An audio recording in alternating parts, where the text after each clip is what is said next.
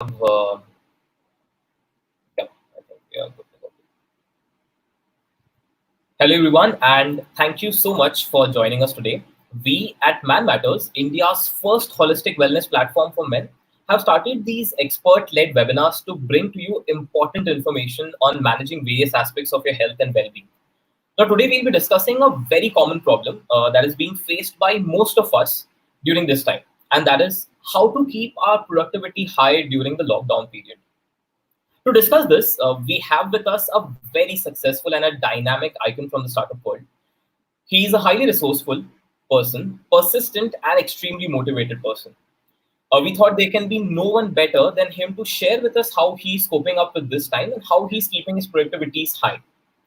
So we have with us the dynamic founder and CEO of India's one of the hottest startups in men's grooming space, Mr. Shantanu Deshpande of Bombay Shaving Company. Shantanu, we are so glad to have you here with us today, and we're extremely excited to hear tips from you on how best to manage this period. Thanks a lot, Geet. It's my pleasure to be here. Great. So everyone who is viewing in, please note that this is a live session, and all of us can give you your questions. I'm sure all of you would want to ask a lot of questions to Shantanu as well. So feel free to write in your comments as questions in the live comment section on YouTube, and we'll be sure to pick up questions from there and bring up these questions throughout the session regularly. Great, Shantanu. Let's get started. So the first thing where I want to start off and discuss with you is you're well known for your work and how you're managing it. So can you start a little bit by telling us about yourself, your organization? How are you transitioning it into running it smoothly now that you're doing it remotely? Yeah, cool. So my name is Shantanu Deshpande. First of all, Geet, thanks a lot for the extremely complimentary introduction. Always feels nice to hear good things, even if they may not be true fully. But my name is Shantanu Deshpande. I'm the founder CEO at Bombay Shaving Company. We are a 4-year-old men's personal care and grooming startup. We have products across shaving, beard care, skin care, bath and body, and we are internet first in the sense that we use the internet to market and sell our products primarily, but we have now presence in offline shelves and general trade and modern trade as well. Right. Before founding Bombay Shaving Company, I was a consultant at McKinsey, which is a management consulting firm out of Bombay and Delhi. I worked out of both offices. I'm an IIM Lucknow and VNIT Nagpur graduate before that. And I'm from the city of Pune. So I grew up in Pune and then moved around to Nagpur, Lucknow, Bombay, and now I live in Delhi. Ironically, I live in Delhi and run Bombay Shaving Company, but that's the way it is. Coming to your question on managing the transition, I think this is unprecedented, right? Yeah. Shutting the entire country down, not being able to go out. I don't think we even today realize fully the consequences on normal life and whether normal life will ever come back. True. And I think it is extremely important in these situations to, first of all, accept reality the way it is. A lot of our initial few days of this uncertainty were spent hustling and trying to figure out what do we do. But I think we realize that it is like splashing in the deep end of the pool. The more you do it, the quicker you drown. Yeah. So idea is to just take a step back, breathe. For the first time in the history of the recorded world, are we actually going to degrow? It's never happened before. Even during the wars, it didn't happen. We never Mm. degrew as an entire world. Some parts of it degrew, some parts of it went into some issues. But this is a truly global situation. We are very small in the bigger picture. So take a Yeah. step back, breathe easy, and what you need to do is kind of calm down and hope for the best, prepare for the worst situation, right? And then once you do that, things start becoming clearer. And over a period of the last one month, we actually started doing work from home on 15th March, much before a week before the lockdown. Okay. And we realized that there are some very specific things you need to do, and like calendaring all your tasks, communicating a lot more within teams, all organization, being very responsive on all communication platforms like like calls, WhatsApp, email. Some of our teams started using tools like Trello and Slack, and started experimenting there. We started using our calendar a lot more. We made our calendars public. And we started being very timely about things. If things are like in office, if a meeting is to start at 3 o'clock, we were okay if it started at 3:30 with an internal meeting because someone is Yeah. having a lunch or someone came for a meeting or something. But now with everyone remote, I think we have realized that being a little bit timely on things is important, which is a personal learning for me. I don't operate that way, to be honest, and we'll discuss that more during the call. Yeah. But basic things kind of put in place, and some things have worked, some things have not, I think. So overall, two three things. Number one, just be comfortable. Like, we're all going through stress, right? A Yeah. Harvard study called this feeling grief. Grief is what you feel when you are dealing with the uncertainty of life without a loved one. That's what you feel when it's most pertinent grief that you feel. But this is also grief because the uncertainty levels are just as high, True. and we are dealing with it, so it's okay. And do basic simple things, and kind of be calm about everything, and hope for the best, prepare for the worst. Great. That makes a lot of sense. I think the fact that we need to take a step back and really relook and reassess that we are a very small part of the bigger picture, and everybody is actually going through this right now. I think helps in giving a good mind shift itself, and that's a very very good starting point, I believe. So, if I also take a step back and ask you, what are some of the hurdles that you thought that you had already envisaged that these are some of the hurdles that might come because of the lockdown in day-to-day productivity challenges in leading your organization? And now that we are into this period, do you think what do you think in actual were the hurdles that you faced? Yeah, so I think initial hurdles were, which we envisaged, were, oh, we will not be meeting each other a lot. We will not be in office together a lot, which for a small, we are a team of 60, 65 people, right? For a small team, we rely on feedback a lot. We rely on personal touch a lot. In our space, we smell products, we smell our formulations, we look at a banner, we look at an ad creative, we have a quick discussion on a campaign. So a lot of face time is required in the work that we do, um, which is completely gone, or at least replaced by what we felt was a broadly inefficient set of tools. So, but I think that's the thing, right? The moment you are faced with a challenge, human beings adapt very quickly. So suddenly everyone came onto Zoom. We were very quickly able to share. We started doing 9 a.m. Check-in meetings in the morning. I think we were able to maybe 70% alleviate the whole FaceTime situation. We also did a lot on communication. We started over communicating a lot. The biggest issue with communication, I don't know whether you heard this, but the biggest issue with communication is the assumption that it has happened. So we took that in stride and said, hey, okay, if you're giving a message, if it's verbal, make it written, remind on WhatsApp. Don't feel bad that someone's telling you the same thing 3 times. They're just making sure that you keep things on top. So, but those were kind of well managed. What we did not anticipate would be a big issue would be was, I think, just managing personal and professional. And by personal, I mean, okay, let me rephrase that. Managing responsibilities at home and responsibilities at work together.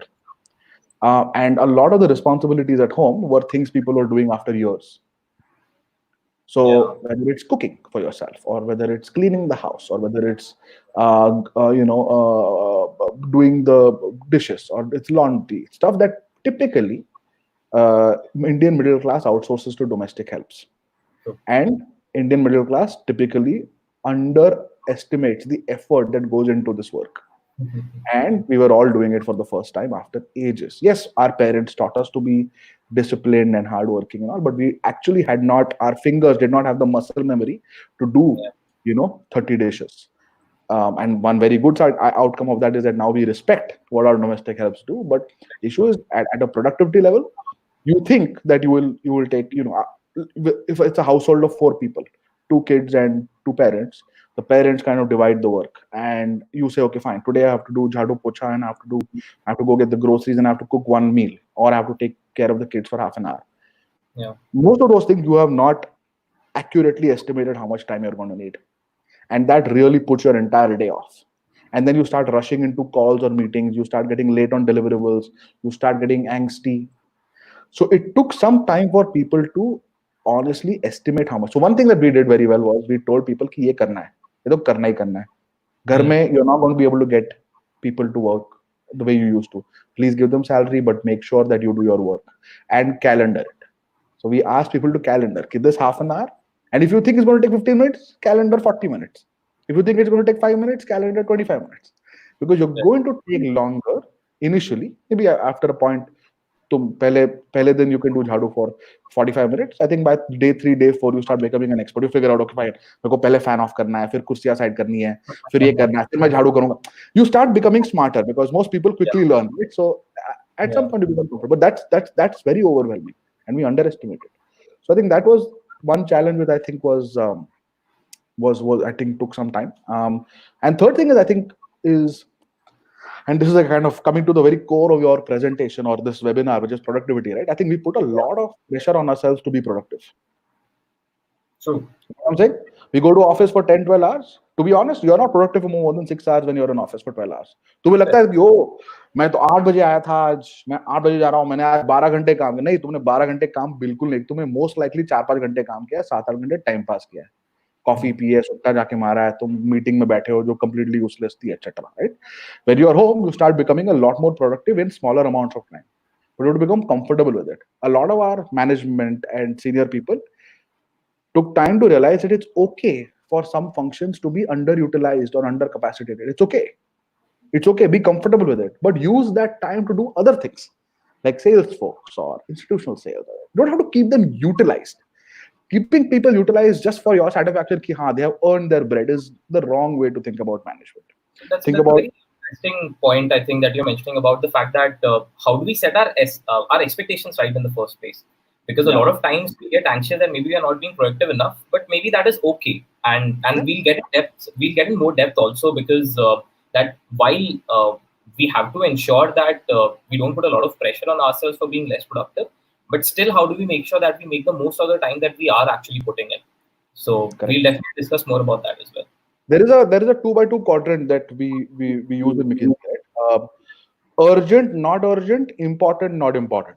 These are the two axes. Not urgent, not important, ignore. In today's scenario also, before COVID also, ignore. 90% of our times get spent on doing urgent but not important, and urgent and important. Important but not urgent wala jo quadrant hota hai na, is always deprioritized, and those are critical things. So what we did was we asked people to start putting down these things. कि what are the things जो हमेशा तुमको लगता था कि यार time होता तो कर लेते, वो अभी करो. Whether it's content creation है, campaign के बारे में सोचना है, SOPs लिखनी है, documentation करना है, handover का, etc. Make your company as process oriented as possible. Bunch of things which you can do because you have the time. So start focusing on those. And I think it's a leadership thing, right? You have to kind of start creating mandates around that, and then people become more comfortable. But expecting people to be productive on day one without change in mandate, without realizing that the normal has changed, is kind of expecting a lot, and honestly not fair. Fair. So you mentioned a lot of points, and we are going to go in depth in each of them as well, Shantanu, as we go forward. You did mention that your team is 665 size, and that's why it becomes even more important that how the team would interact with each other would become a lot more important in this situation. So not only ensuring that you are productive, but ensuring that your team is equally productive is a very, very key challenge, I think, that you would have faced. So what did you do to ensure that you were cognizant of the needs of the employees and to make them more comfortable and to ensure that they are also at the peaks of their productivity? So I think idea is simple, right? I think clarity, and we in fact did a survey at the very beginning of the lockdown, actually a week into the lockdown, as to how people are feeling, and some of the survey results started coming in. We realized that people are kind of struggling to figure out what is organization level clarity. The thing is, even we don't have organization level clarity. So I think, but the thing is, you need to communicate a lot more. So I think we started doing a lot of things around just talking a lot more, scheduling meetings a lot more, where even though you have kind of agreed on the agenda somewhere else, but say, okay, fine, let's just quickly get together and decide what needs to happen. A lot of times people felt that they were not a part of the decision-making process. And as management or as senior people, sometimes you kind of ignore or these things slip by. So we started doing important, we realized the moment there's a milestone or an important thing, we started kind of figuring out how do we do a quick call. What I personally started doing a lot more was just calling people out of the blue. Like I would just pick up the phone and call up people, or I would send an email with a quick, hey, checking in, is everything okay at home? There are people who have whose families are in other parts of the country, who are living alone, etc. So we did do a call on that.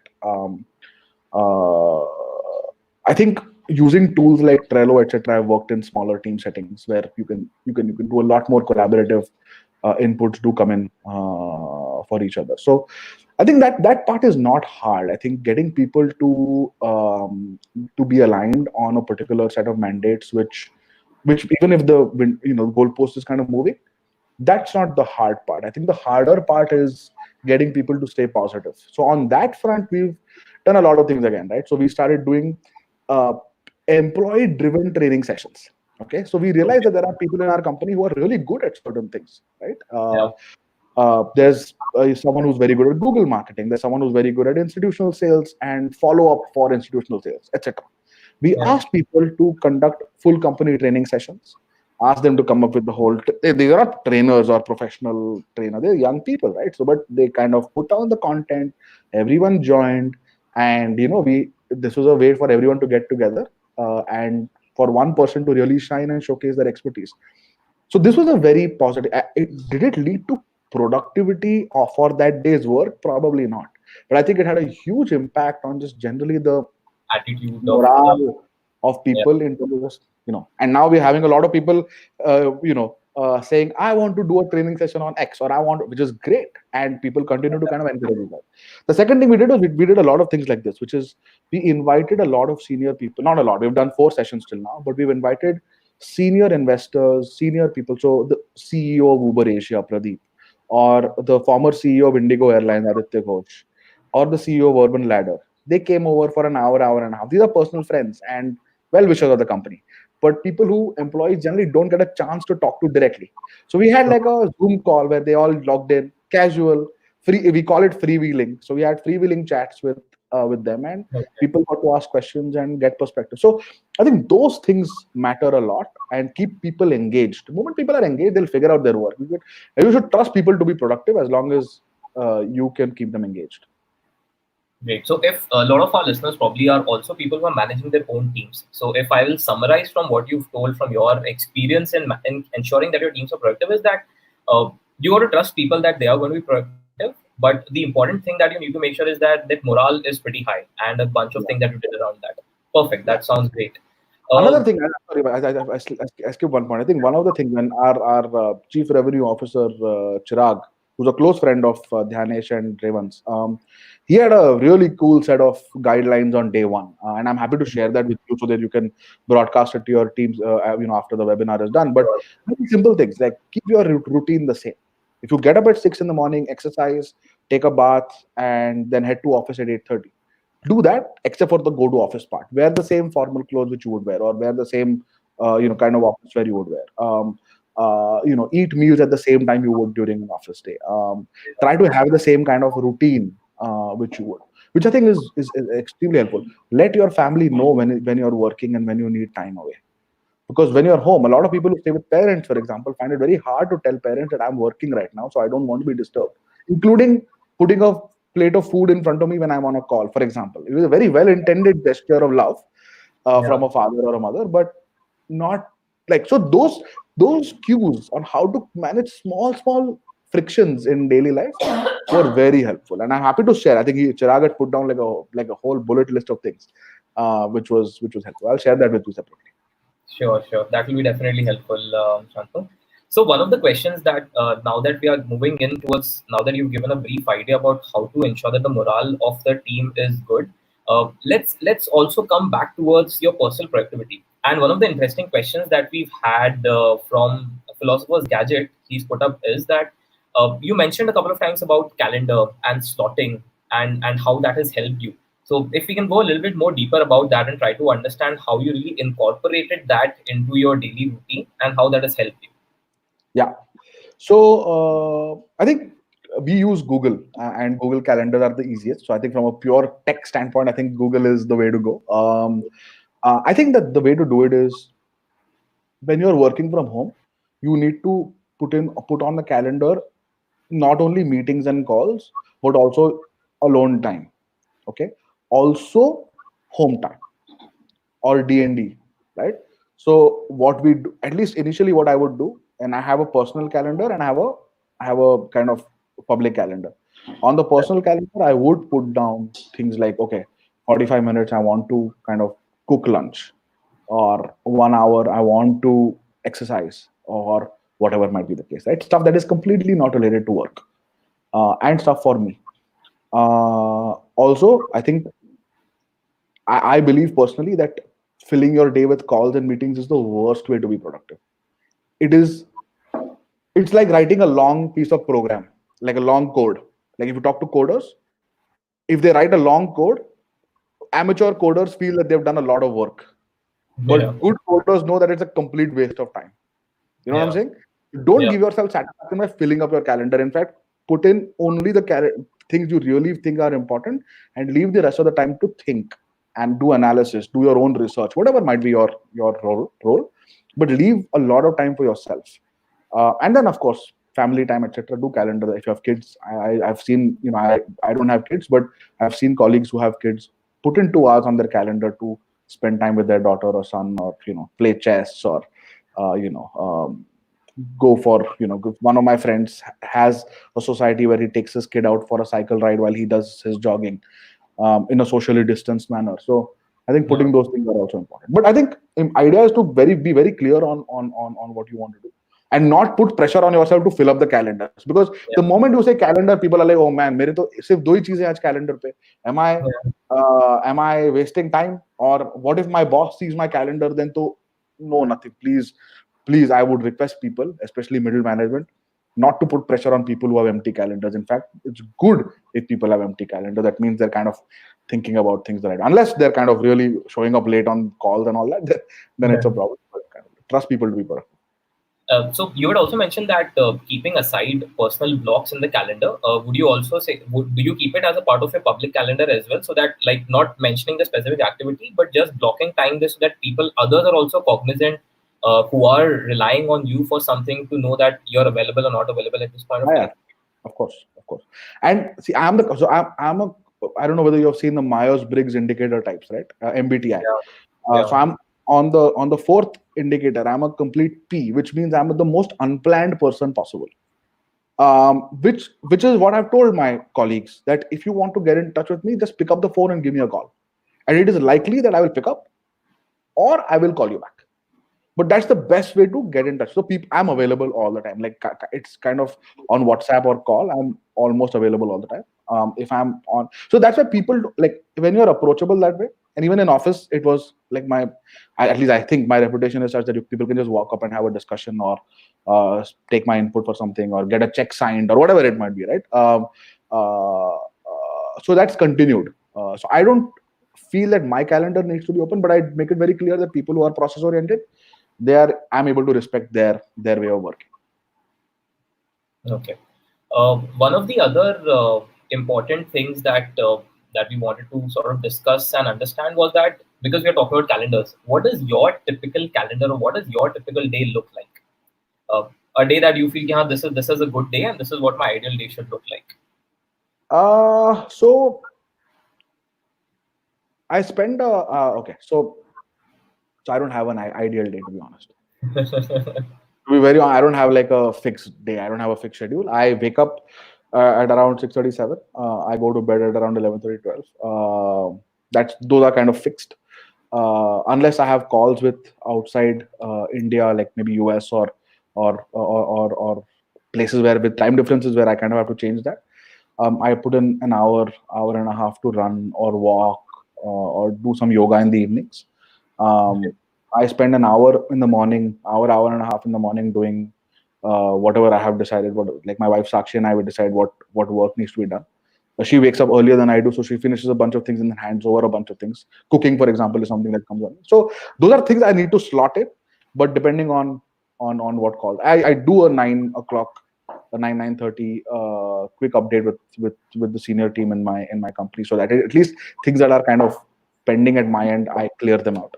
But I'm a very hands-off kind of guy, so I trust that if outputs are measured well, inputs are managed by competent people. Got it. So one of the things that you mentioned was calendar, of course. Are there any other tools that you're using to ensure that you said some of your team members are doing something interesting? So have you seen something that good that's happening in your organization or you are personally using to ensure people are on top of things? WhatsApp. Okay. Uh, Being active on WhatsApp and making sure that read receipt is on is important. No, I think on a more serious note, I think Trello is one. I've seen a lot of colleagues use Slack and Asana. I'm not. Calendar, of course, is important. Trello is being piloted a lot. I personally just use a basic notepad on my desktop, which is a set of things that I need to do. I prioritize it in order, and I kind of make sure that anything that's there for more than 24 hours, I get it out of the way. But you don't need it. I don't think you need. I mean, if you need a task manager for your own life, then it's problematic. Then it's too cluttered. I kind of lean towards the Warren Buffett approach. He said the moment he has more than 3 meetings calendared a week, it becomes a busy week. So I have to make sure that I have enough time to kind of think. Like I'm a big fan of just sitting and thinking and kind of letting my mind wander and exploring the depths of my thoughts a little bit when it comes to business. I think that's where I get my best ideas. And so I don't want that process to go away. The moment I have more than 4 or 5 meetings a day, like a lot of things on my to-do list, that's when I become truly unproductive. So the question you have to really ask yourself is, do you confuse action with movement? You know what I'm saying? And you Yeah. have to really put your mind hard and say, what is movement for me? Like you have to move the needle on something. What does that mean? And if you do a lot of action, but no movement, then you have had a productive day to yourself, but actually you have not really done anything. So, long answer to your rather simple question. I don't have a typical day. I try to get 4 or 5 things done, and Yeah. I'm broadly approachable to my team. So, Got it. and That that's how I operated even before, like even at McKinsey, which is considered like this 18-20 hour a day kind of yeah. crazy consulting firm with like crazy tight deadlines and 5 a.m. flights and all that. Yeah, I took the flights and I traveled a lot.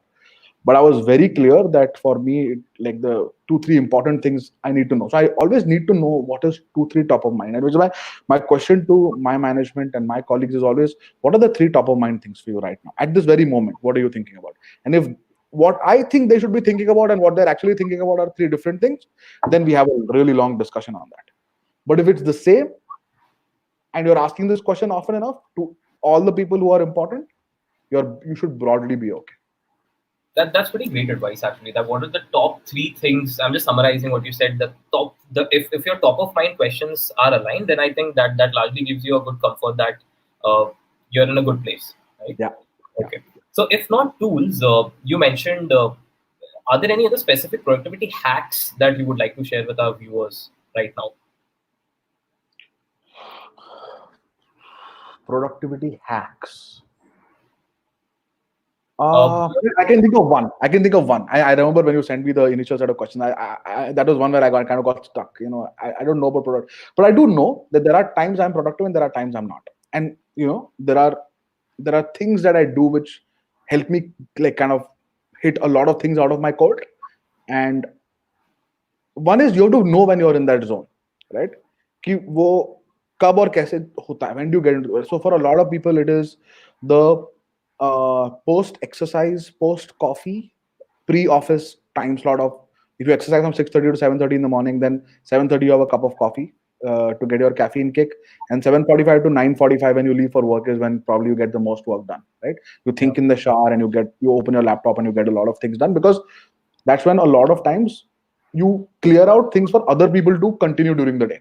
So moment you feel that these 2-3 things are triggers for me to get into the zone, when you're in the zone, do as much as you can.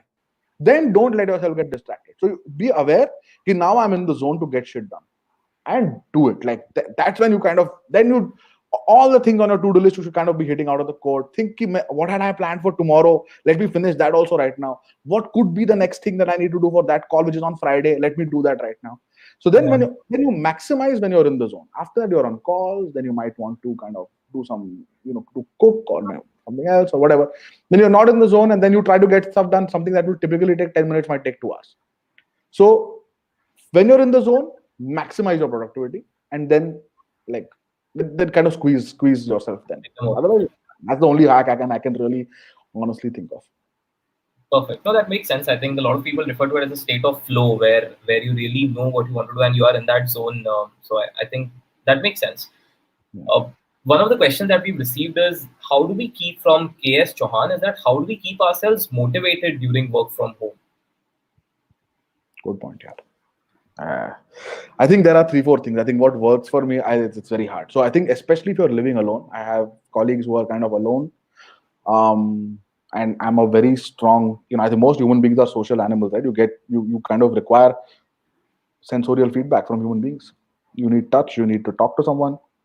Yeah. You need a conversation. You need a co-activity. So I think you need to find ways to substitute for that to be motivated. For me, so the good part is I'm a very passionate person by nature, right? So I have a lot of. So if it's a discussion on a WhatsApp group, I get involved a lot. Even if it's like a WhatsApp group, I am Lucknow alums or McKinsey alums or whatever. I kind of stay in tune. I love music, so I listen to a lot of music. Especially, it's always on the background when I'm working. Um, I kind of love sports a lot. Like I'm a huge sports fanatic. So whenever I get time, I turn on YouTube and I watch like 2 hours of Messi highlights. It just makes me so happy. And I also love movies, and I have like very certain dialogues of movies which I remember. For example, Goodwill Hunting, the last scene, right? I will go and watch that like 10 times or whatever, right? So I think the different things work for different people. I think if you're self-aware on what are your hot buttons, just make sure that you're active enough to go and pursue them. um, that's important. Don't what tends to happen is a spiral of despair, which is common, right? Why is this happening to us? What's going to happen to the world? What Yeah. like that the uncertainty of the future and the current situation we are in of stress can lead to and then one bad thought leads to a slightly worse thought, then it was slightly worse, and then snapping back is very hard. So True. be self-aware, think that your mental health and your happiness is your responsibility, and do things that make you happy. Genuinely do things that make you happy. Don't, like, the moment you feel extra stressed, just kind of screw it. Like, remove a negative element from your life. If it's a boss, give feedback. Yeah, you're creating stress for me which I don't need right now. If it's a Mhm. friend, if it's a spouse, if it's a parent, like whatever, just be honest and receive feedback if you're being that kind of element for someone else. And I think that's probably the way to manage. I don't know if I've answered Mr. Chauhan's question accurately, but I think that's probably what works for me. But I think an important element of your answer was also the fact that you need to be more self-aware. So I think the first step would be to spend this time to understand what really helps you to become motivated, and spend a little bit of that time that you have right now to figure out that for yourself as well. One thing that works for me a lot, Geet, is I just pick up the phone and video call like an old friend I haven't spoken to. Like, Nice. I do that, especially friends who have moved after engineering, they moved to the US. Yeah. These are people who typically you find hard to stay connected with. These are the people who I was exceptionally close to in college, and then just kind of they just fell off. And I'm the kind of person who really stays in touch with friends a lot. But this gang, I have not. So I was like, yeah, inko ek mahine mein, I'm going to call up one person every day. And the good part is that times match, right? So especially when you're at home. So in the evening, like 8:39, if they're on the West Coast, it's like Yeah. 12 hours. If they're on the East Coast, it's like 9 hours. So you can kind of manage the time and just make a video call. It gives you a lot of pleasure. Like, you think about hostel times and you think about good times, or Yeah. early colleagues. There are people who were with me in McKinsey in the first couple of years, and we really bonded because sometimes we would be in remote locations. Dhyanesh was my manager in one of those sessions. Okay. You just call up people and kind of have agenda-free chats. Everyone's going through the same thing, so just kind of sharing misery is a very good way of removing it for both people. True. Makes sense. So overall, with all of these pointers that you are doing for yourself and for your company, retrospectively, do you think overall the productivity levels or the output levels, so like you said, has the needle movement, has it increased or has it stayed the same or has it gone down during this period for your organization? Yeah, it depends. It's very hard to measure that, right? Because we were a fully functional, like, the car is running a lap, and then the car is in the garage. Can you say which car can move faster? You don't Yeah, know, got right? it. When it's in the garage, it's being tended to by mechanics, and it is being cured of all the brakes and nuts and bolts that were broken off. And when it's on the lap, it's kind of running at 200 kilometers per hour. So you can't compare the two cars. The only hope you have is that you're warming up when you're in the garage. so that when you're on the lap, you're faster than when you were before. So the way we are thinking about it is, and we have to be very honest that there are some teams that will not be able to do their work today, like warehousing, logistics. नहीं कर सकते, like नहीं है ही नहीं, तो what do you do, right? Sales, offline sales, you can't go out, what do you do? But marketing, content creation, product strategy, category strategy, of course, those teams are fully functional, working on the important but not urgent quadrant. Yeah. So the way of working is changing. What we are focusing on is changing, with the belief that the leadership has is that once we are out there and the gates open, then we are not warming up, we are sprinting hard. Because we are in an industry, just like Man Matters, right? We're in an industry which is going to face tailwinds once industry opens. And we are online businesses. People are not going to go into shops and big bazaar for a while in hordes. Big billion day, big bazaar mein 6 दिन में बहुत करोड़ों का माल. No, people are not going to line up a lot. They're going to remain away from crowds. So we are confident that we are in a space where things are going to be very good. Idea is, don't lose hope and focus on making sure that you are warmed up when the gates open. That's broadly how I would put it. Got it. So this also, I'll segue once again into the question now that you mentioned that some of the teams are fully functional, some of the things, so some of the companies are spending time and also strategically thinking how, what direction they need to take once the situation gets back to normal. So any early thoughts on how you are seeing this for your organization? Yeah, it's very tough. This is a really hard question, and a lot of our investors ask us for scenarios. A lot of, which is, I think, probably the best way to do it, right? Which is, let's say we open up in May, let's say we open up in July, let's say we open up in September. What are we going to do in either situation, right? We were planning to kind of go big with a brand campaign. Do we do that now? Do we do that later? What products do we launch now? What, I think a lot of questions you have to start fundamentally asking again. Okay, the business is going to change, and you have to kind of measure a lot of decisions you were going to take before with the realities of the world after COVID, right? And it's very different for everyone else. I can give you an example for us that, a lot of things change. A lot of hiring kind of stops because a lot of the hiring is focused on growth. A lot of launches kind of pull back because there are inventory implications on that. You don't want capital locked in inventory. Fundraising is going to become really hard. So if you felt you had a 1.5 year runway, you probably need to create a 3-year runway. So how does the same capital last for double the amount of time? So how do you spend a lot less, or how do you become more efficient across the board? How do you negotiate with your suppliers and vendors in a much smarter way? So you have to take a step back and think significantly about every cash impacting measure and just put an Excel filter and rank them from top to bottom. So in most situations, marketing, probably for consumer product companies, marketing kind of comes on top. Then people, then kind of cost of products sold, etc. Right? So I think management has to take some important decisions, marry business judgment with human ethic. I think it's an important time for management and CEOs to do that, to work closely with the government, to be pragmatic. So, for example, when we did pay cuts across the organization, we've just raised capital a few months back. So there was an argument that, hey, hold on, if we why do we need to do pay cuts when we do cash reserves, when we have cash reserves? But the point is, when the company is kind of stalling on revenues, and people are at home and they're not traveling and not going out and having drinks and dinner, and everyone is kind of conserving and the whole world is shrinking, do we really need to use cash reserves to pay out salaries? Probably not.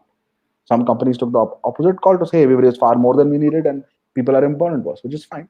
But every business has to ask the question and answer it in a way they would never think about before.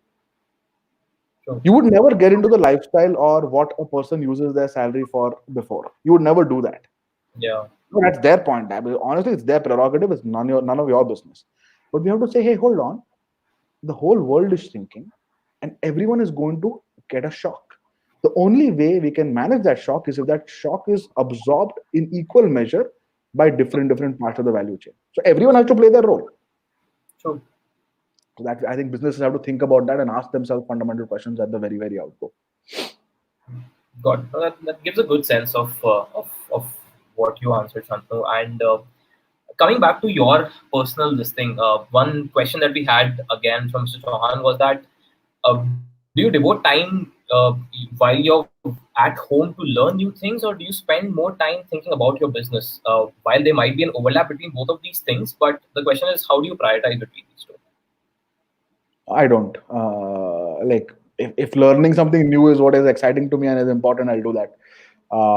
If it is spending time on a business, I'll do that. Like, I never think, oh, you know, I have never reached an either or decision on that question yet, to be honest. Okay, so I Okay. fundamentally I believe that if there is something important which you believe is important, you will always create time to do it. You will never be in a position where you have to prioritize between two important things. You will always do two important things. So whether it's learning something new or focusing on business or something or some third thing, like spending time with family, you will do what's needed. Yeah, got it. So while you're discussing the professional and the business scenario and the overview, we did mention that these are unprecedented times, but also from the personal front, these are unprecedented times because we end up spending 24/7 time with somebody, with people who are at home right now, like you're with your spouse right now. So how has that affected your daily routine and your work right now? Uh, I think look, I think we are very privileged. My wife Sakshi, she and I, we live in Vasant Kunj in Delhi. Our grocery stores are right around the corner. We have a home which allows for us to kind of give each other space. She also has a demanding, work life requirements both at home and at work, as do I. So thankfully, we're very comfortable. Also, I think it's given us a lot of time to kind of get to know each other a lot more.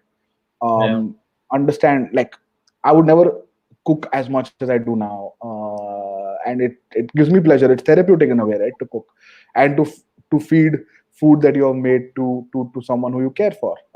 So I think broadly, I think it's become very positive because we've been married for a long time and we are comfortable with each other's routines and we know each other well. I do know some people who are newly married and who yeah, live in larger families, and multiple stakeholders and a lot of, like, a small house, for example. That's yeah, where things become a little tricky, and I think there people really need to respect each other's space.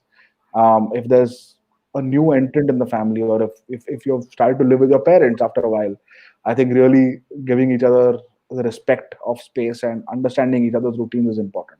But I think for me personally, it's been very good. The only issue is my parents are in Pune and my younger brother's in the US, so we have a okay, kind of distributed family. I do worry about my parents a little bit, but thankfully they're in a very very nice, safe, large, very, again, privileged home in Pune, so I'm not that worried. But my brother's in the US on the East Coast in Boston, and he's living alone. So I do worry about him because US is not managing the situation as well as I would have liked them to. But that's fine. Sakshi, her sister is around the corner, which is a big support for us, and her parents are also in Delhi. So, but still, the distance is there. With people who are in their 60s, you kind of tend to worry a little bit more. But so, I think as long as you can talk to them on a daily basis or stay in touch on WhatsApp, I think that's okay. yeah. So a lot of your mental bandwidth would also probably go because you're away from the people that you love as well. So staying in touch, I guess, is the key over there Yeah, I regularly. think so. I think so. Even if it's like just a short WhatsApp chat, a couple of jokes that are shared, a quick call, a quick FaceTime, whatever works, right? I have, for example, my family is, a long chat, but more infrequently, like maybe a 1 hour chat every 3 days, 4 days, Okay. where even Yash, my brother, joins from the US. Sakshi's family is more of a quick but frequent chats, like 2 minute call, 3 minute call, kind of, is everything okay, kind of. So you figure out what families do, and you try to give as much comfort as you can to people, and be a part of the process. I've really gotten a lot closer to a few of my cousins, for example. One of my cousins does a lot of stock trading, so we have started sharing a lot of thoughts given this insane market environment. So it's a good time to reconnect with friends and family, as long as you give each other space, respect, and know that if someone is working, then they're working, so kind of stay away. So a lot of times, kind of, I just, if I'm doing jhadu, for example, and Sakshi's on a call, there are many times I just forget that she's on a call, and I go behind her wearing the most obscene clothes, and she's like, "Hey, you stop doing this. I'm on a call. Don't do that." But Yeah. kind of figure your way around irritants of that kind. That's interesting. Great. So that gives I think our viewers a good idea about how you're managing things at your personal level as well. Coming back to the financial aspect of the scenario that we are in, as you're the owner of a startup, and this uncertain economic environment is a big, I'm pretty sure, would be a big source of stress in your life right now. Yeah. What are your thoughts around that, and how are you managing that, and what would be your advice to people who are also in similar situations? Yeah. This is again, like I said, hope for the best, prepare for the worst. So when you're in unfortunate or unlucky circumstances, you try to make the best of the situation, right? And look at opportunities that come your way. Think about being on a lifeboat off the Titanic. You're not on the Titanic, you're on a lifeboat because you're safe and you're running a business, but you're still on a lifeboat and you have a long way to go. Yeah. And I think it's very important to bring perspective back and ask fundamental questions. Um, End of the day, health is most important. So if your family is healthy, you are healthy. That's important. Businesses can be resurrected. Businesses can be stalled and built again. Businesses are not the end of the world. Be honest to your shareholders. Be honest to your employees. Be honest to yourself. If you don't, some very tactical things. Don't over leverage in this situation. Don't borrow a lot more than you need. Don't go after growth which is not required. Don't go after vanity metrics. Don't burn capital on marketing and customer acquisition because you feel some investor, some term sheet will go away if you don't show some numbers for April or May or June or whatever. Don't do stupid things. Like, be very very clear that you have a this is a marathon mindset where you have lost your way. So you Yeah. will first have to find your way and then run the marathon. Then, That's the critical thing you have to keep in mind. If you start sprinting in this environment, no, it's painful. Like, I know a lot of people who are trying to find, and I had done this, I had done a post on, a lot of founders and a lot of CEOs are trying to go and get their products marked as essentials. If it is not essential, it is not essential. It's okay. We are in a national crisis. People are dying. The government is struggling, and honestly, on a lot of things, is clueless. If you go and start, this is not a time to go and lobby with district magistrates and senior people here and there and calling up your IAS friend and getting some important person to make some calls. Don't do that. Don't do that. So have some perspective, focus on health, and do not run after bad metrics, however much pressure you feel or to kind of deliver on them. Because that's the last thing. And specific advice for people who had planned their fundraise for April, May, June, July, August, September, start becoming a little less emotional and a little more pragmatic. If you're going to run out of cash, find ways to exit. Find yeah. ways to sell your company. Find ways to either raise capital. If you can't raise capital, sell your company. Don't let ego come in the way of valuations. Find a good home for your business and let your business thrive, and figure out if you want to stay in the new home or to go and do something else.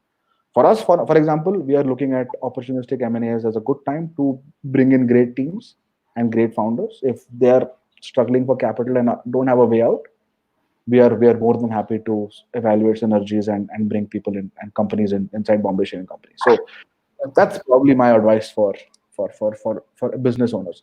If you are in the travel space, you own a restaurant, you own one of these, just stay strong. Yeah, no one knows.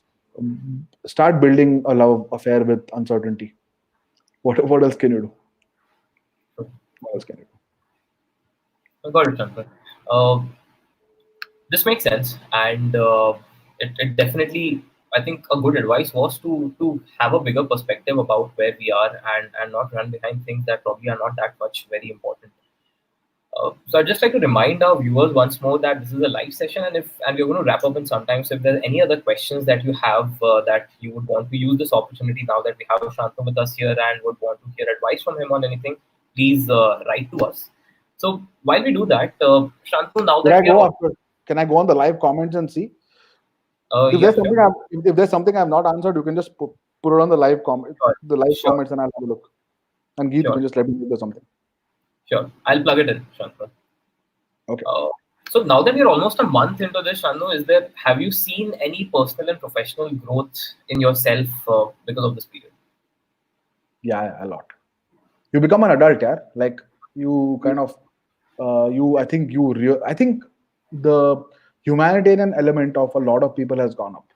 You people will, and I was talking to Ashish Goel, who's the founder of Urban Ladder, and he made a lot of very important points, which I think resonated with me. One is, he said when the tsunami happened, right, you saw a lot of philanthropic activity for the 6 to 9 months after the tsunami, which kind of died away, but there was a new normal where people saw what happens when a tsunami hits. It didn't come into their homes, but they saw, so they contributed, and it was kind of restricted to Tamil Nadu and the eastern part of Telangana, Andhra, but it happened. I think that is going to be exponentially higher in this situation also. You'll see a lot Yeah. of people kind of just contributing more. I think second thing is people will start developing respect for a large portion of society which was ignored. Sanitation workers, doctors, medical workers, domestic helps. Like a lot of us are becoming adults in this last 1.5 months. We were True. pampered as hell, right? But now we're Yeah. becoming adults. So you grow when you start doing jhadu pocha and you start doing that stuff. You grow and you start respecting everyone who did that for you in your hostel. Your parents who did that for you when you were growing up. For a lot of us, it was our moms more than our dads. Yeah. uh, you start valuing that a lot more, which I think leads to a certain sense of empathy and gratitude, which always makes us a better person. Professionally, I think you deal with uncertainty, and experiences of this kind always teach you a lot more. You will, I think this is very perspective building. I think we're in the middle of the storm, Yeah. so it's going to play itself out. But maybe 2024, I can imagine us being faced with a crisis, and a lot of us saying, "Hey, we lived through COVID. This is not much." So it Yeah. adds perspective to a lot of things which otherwise would have seemed like a big deal, but now they won't be. Perfect. Makes thanks a lot, Shantanu. I think I'd really like to thank you from Man Matter side and from our viewer side for sharing your thoughts and insights with us today. I'm sure all the viewers would have found all of this advice extremely useful. I did. Uh, would you have any parting thoughts before we wrap the session today? Uh, I think just be compassionate on yourself first of all. Don't put yourself under a lot of stress. Everyone is going through hard times. Take care of yourself mentally and physically. But more importantly, be happy, stay positive. If you find yourself in a difficult situation, it's your responsibility to get out of it. Also, like seek help. It's okay. Like talk to people a lot more. So I think that's one. Like just kind of be aware and take care of yourself. And it's okay to feel nervous, anxious, grief, etc. Right. Second is I think start really taking stop taking things for granted and start developing a sense of gratitude for people around you who you now miss a lot, and kind of keep that gratitude for eternity, because we have fickle memories. The moment this thing goes away and 6 months of normal life, and we'll forget what, like, our cook does for us. Don't do that. I think one of the things that I've thought of is that when our cook comes back, like, I want to cook one meal for her every week. That's And that's just something which I feel like doing, because she's been doing that for us for a while, and quite thanklessly, other than a salary. So do that a lot more. Give people raises, especially people who have. I think universal basic income is kind of an extreme concept, but I think inequity is now being seen by people a lot. Celebrities and really rich Indians are now, or globally, are sitting at home and now realizing what it means to be a normal person. And until inequity hits you personally, you don't really realize what it is. So I have a feeling that that's going to happen. So in your own life, if you're a privileged individual, try to share that privilege as much as possible with people around you. Earlier, you might feel that मैंने तो पढ़ाई की है, मैंने तो नौकरी ली है, मेरे को तो ये है, मेरे को वो है, I deserve it. Not really. Your privilege is far more entitlement than it is earning. So kind of see if you can kind of at least in some way move the datum on that. But that's pretty much it. I have more compassion and humanitarian views on this than business and pragmatic finance views. But I think those things are solved much easier than humanity. that's a wonderful message, Shantanu. And but I think it's a little unfair that you've not shared completely with our viewers something that you use, I think, to stay motivated. Because I saw your TikTok videos and I enjoyed them. I'm pretty sure that must help you take off some steam, right? So Yeah. just before that, I think you should talk a little bit about how you enjoy doing your TikTok videos. And those of you who've not seen, I think you should definitely go and check out Shantanu's TikTok videos as well. Yeah, I would love for you guys to do that because I have been completely unsuccessful at getting followers. But I downloaded, and I genuinely feel that Sakshi and I put on really good content there. No, but on a more serious note, TikTok was a channel that I downloaded just to see what the hell the craze was about, and Yeah. because Bombay Shaving Company wanted to create content for TikTok and advertise there when possible and so on. So you have to know, like Facebook, you generally have a good instinct with. I'm 33, so for my age group, you now have developed a instinct for Facebook because you grew up with it in a way. But Instagram, the instinct kind of falls a little bit, right? You're not, at least I'm not as comfortable with Instagram as I am with Facebook, but now I'm kind of. Then Snapchat, the instinct kind of falls even more. And then TikTok, kind of, that instinct is almost base zero, right? So I had to kind of see what the hell this thing was, because sources of virality are where content is king, right? So for us, TikTok is, at one time it used to be Facebook, and one time it used to be Pinterest. Now it is TikTok, right? So Yeah. I downloaded it and I kind of started seeing content, and it was amazing. Like, it was amazing. The kind of democratization of celebrity that happens on TikTok is incredible. And like basic 2 video, 3 video uploads, 10-second stuff, but people are becoming stars. So I was like, this is cool. And I thought I'll put up some stuff. So Sakshi and I've kind of gone and put up some TikTok videos, and we'll see how the channel kind of evolves in India. But it's one of the few Chinese things that I'm a fan of right now. Going great. But yeah. Great. So all the best. Our TikTok handle is bald and beautiful. So if you guys Okay. are on TikTok, please go and check it out and follow us. So guys, Ball and Beautiful. Guys should definitely check it out. I spent some time there and I really enjoyed myself. You're gonna have a hearty laugh. Shantanu, all the best. I'm sure you're gonna gain some followers pretty soon there. So I think this was an extremely productive session, Shantanu. Thanks so much for spending time with us. I'm pretty sure all of our viewers took away a lot of things from this webinar. There is So one question which has come in the last 5 minutes, like 3-4 questions on book recommendations. Uh, sure, sure. I think there. So I think so I'm not an avid consumer of books as much as I am of content. But my wife Sakshi does. So what I will do, Geet, is I will drop down the top 10, 15 reads that she has put down, and I kind of look at snippets from there whenever I get time, and you can broadcast it to the group again if possible. Perfect. That will be extremely helpful, Shantanu. Thank you so much. Guys, so now we've reached the end of the webinar, and we really hope you found it useful and will put all of that great advice to use. We'll be back very soon with a new topic and new expert.